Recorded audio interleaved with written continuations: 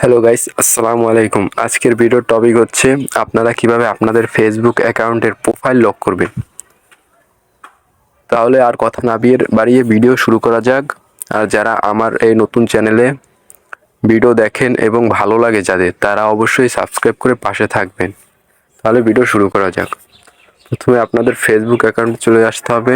যে অ্যাকাউন্টটি আপনি প্রোফাইল লক করবেন সেই অ্যাকাউন্টে আসতে হবে। আসার পরে অ্যাকাউন্টের প্রোফাইলে ক্লিক করবেন। ক্লিক করার পর আগে আপনাদের দেখতে হবে আপনার অ্যাকাউন্ট কি প্রফেশনাল মোড অন করা। যদি আপনার অ্যাকাউন্টে প্রফেশনাল মোড অন করা থাকে তাহলে আপনাদের প্রথমে প্রফেশনাল মোড অফ করতে হবে। তার জন্য থ্রি বাটন আইকনে আসবেন।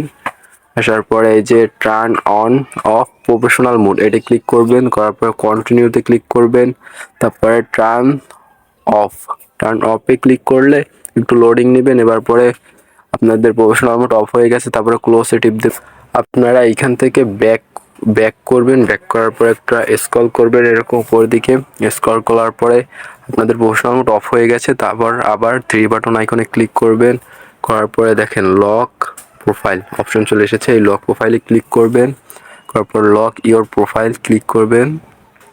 একটু লোডিং নেবে, তারপর একটু সময় নেবে। তারপরে ইউ লকেড ইওর প্রোফাইল ওকে করবেন। ওকে করার পরে আপনাদের প্রোফাইল এসে দেখুন লক হয়ে গেছে।